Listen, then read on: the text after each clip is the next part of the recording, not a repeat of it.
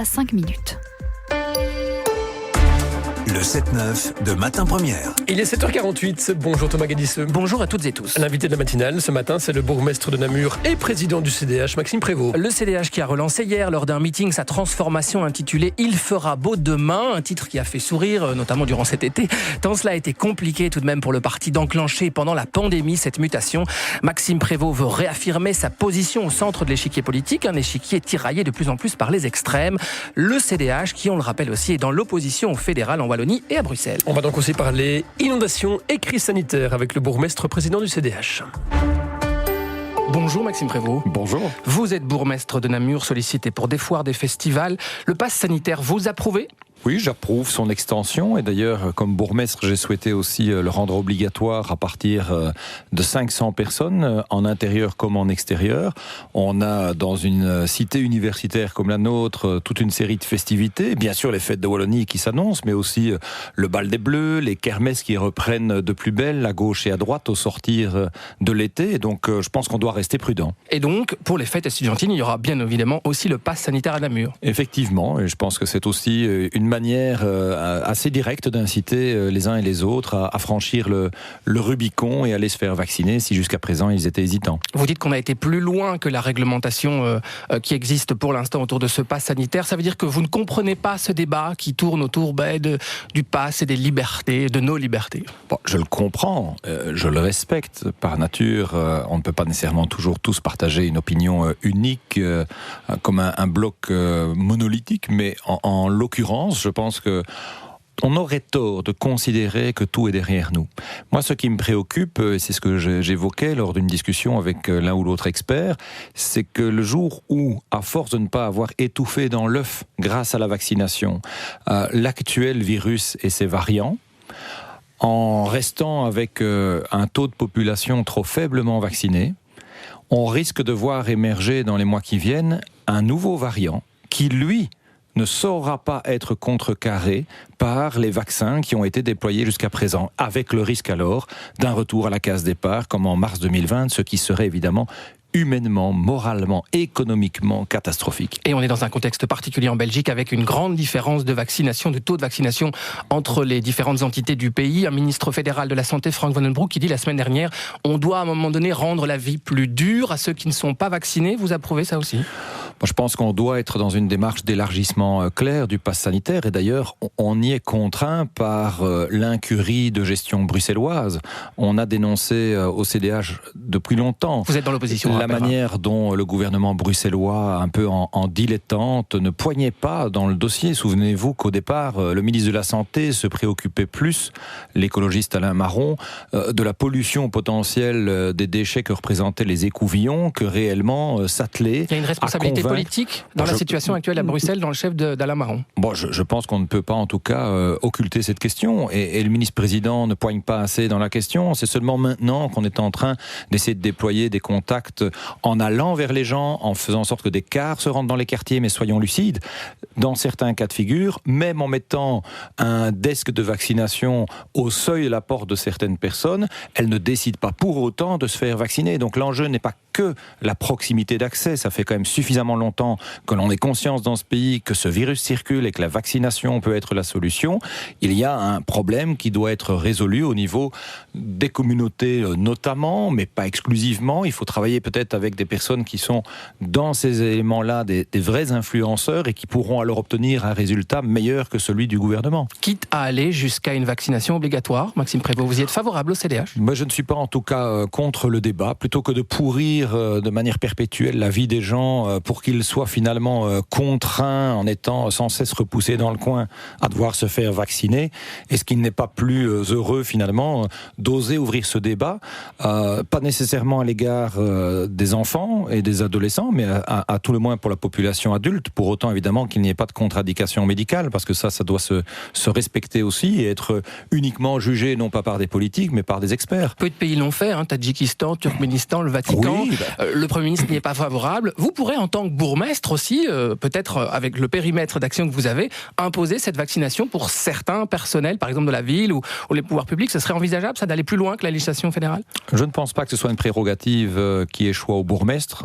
Je crois que c'est un processus qui doit se penser à une échelle macro et donc à tout le moins pour ce qui nous concerne au niveau du pays. Mais on notera donc que le CDH est favorable à cette vaccination obligatoire. C'est un débat qui s'ouvre en tout cas. C'est un débat qui s'ouvre. Je pense qu'on doit sans tabou pouvoir en parler parce que l'immense majorité des personnes qui sont aujourd'hui vaccinées commencent à s'impatienter et supporter de moins en moins de voir leur propre liberté contrariée par les réticences exprimées par certains, parfois pour des motifs peu compréhensibles. Après, je le dis, je respecte la diversité des opinions, mais on doit pouvoir à un moment donné aussi ne pas oublier que le premier enjeu face auquel nous sommes confrontés et qui doit être relevé et réussi, c'est un impératif de santé. Et la liberté, elle n'est jamais exclusivement individuelle, elle trouve son sens que quand on recherche aussi le bien commun. Maxime Prévost, vous avez évoqué les fêtes de Wallonie qui se tiennent donc ce week-end dans un contexte politique aussi particulier, celui qui va tenter de répondre aux nombreuses questions qu'ont suscité les inondations de la mi-juillet. Une commission d'enquête,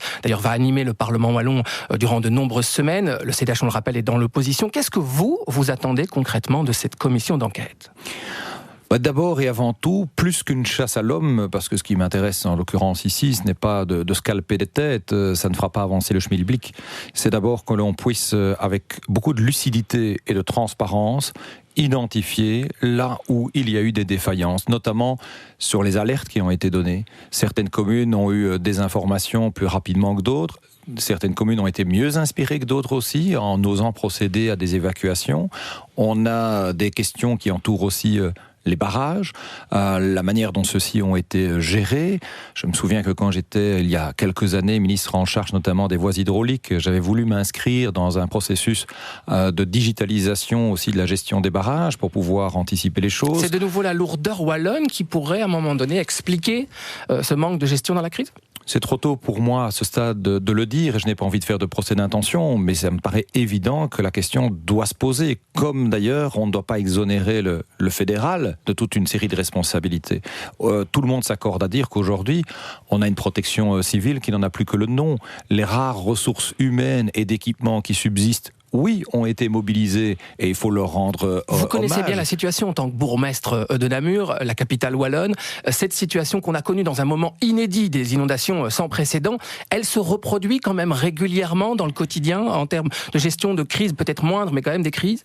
On a vraiment eu le sentiment que depuis le 14 juillet dernier, la Belgique est devenue une fédération de communes. C'est dans la foulée de la crise sanitaire, une nouvelle fois, au niveau des villes et des communes, les bourgmestres qui ont été en première ligne pour réagir, agir, prendre des initiatives, pallier les carences du gouvernement fédéral, pallier les manquements de la région wallonne. Et donc, on doit quand même se poser de sérieuses questions quand on voit que dans un pays qui est pourtant relativement petit, comme le nôtre, on soit à ce point face à un État défaillant, qui n'est plus stratège ni efficace depuis longtemps, mais qu'il faille s'appuyer sur les bourgmestres. Ce ne sera pas une chasse à l'homme, mais en même temps, il va falloir pointer des responsabilités tout de même, si on veut faire avancer justement ce débat-là. Bien sûr, mais moi, ce qui m'intéresse, c'est de pointer des responsabilités, non pas pour scalper des gens, mais pour pouvoir en tirer les enseignements et voir comment demain, plus jamais, on reproduit ça. Vous savez, vous l'avez rappelé vous-même, ma formation politique est dans l'opposition. Je pourrais crier avec les loups, essayer de lancer des fléchettes sur les visages des uns ou des autres. Mais est-ce que c'est comme ça que l'on fera correctement de la politique et qu'on rendra réellement service aux gens ? Je ne le crois pas. On en vient justement avec ce contexte politique dans lequel vous êtes en train de refonder. En tout cas, vous avez lancé depuis un certain temps un processus de refondation du parti, le CDH. Ça rentre dans la phase finale. Hier, vous aviez un congrès pour remobiliser aussi les troupes dans cette phase finale. Vous décrivez l'avenir du CDH comme un mouvement positif qui entend incarner l'espoir plutôt que d'attiser les peurs. Concrètement, Maxime Prévost, qu'est-ce qui va changer par rapport au CDH ? Déjà la volonté forte de quitter cette posture de centre mou qui nous a parfois collé injustement, je le crois. On garde le centre, mais on enlève le mou. Mais je suis un centriste convaincu, et pas par défaut, mais par conviction. Parce que contrairement à la gauche ou à la droite qui servent uniquement les intérêts d'une partie de la population, qui chasse sur une zone électorale ou une clientèle spécifique, la vocation des centristes, c'est précisément de proposer un projet pour tout le monde, qui fasse progresser chacun. Et ce que je souhaite, c'est faire en sorte de remettre à jour le logiciel. Les partis politiques en Belgique, je le pense, sont dans une obsolescence programmée.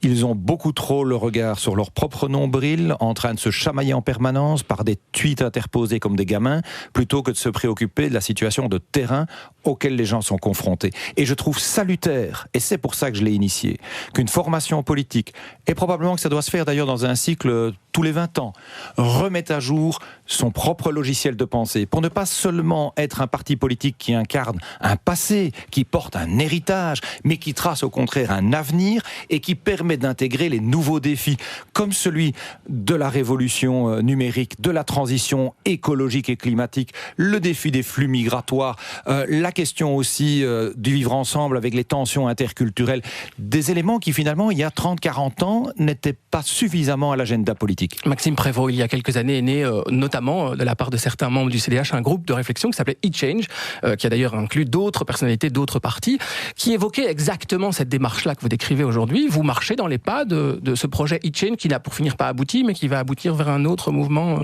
que vous décrivez ?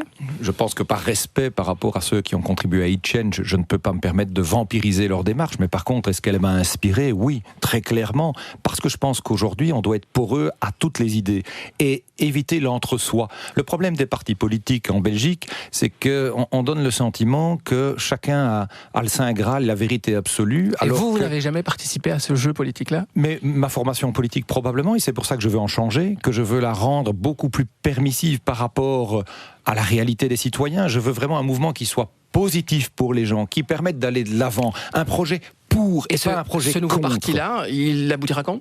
L'année prochaine, 2022 ? En février 2022. Avec un nouveau nom, tout ça ? Effectivement, on mettra ce nouveau mouvement politique en orbite, en veillant réellement à ce qu'il mobilise au maximum les citoyens et qui répondent aux nouveaux défis et aux utopies de demain.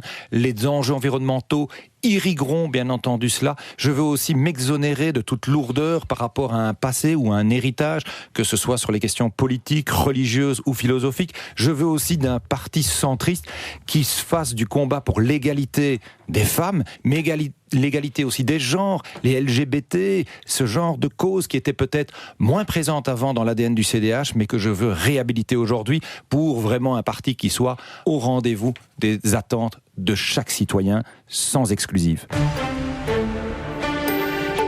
Le CDH, le président du CDH, Maxime Prévost, qui se dit donc favorable à l'obligation vaccinale et qui demande l'ouverture d'un débat sur cette question. Interview signée Thomas Gadisseur, trouvé sur rovio.be. Vous écoutez La Première, il est 8h.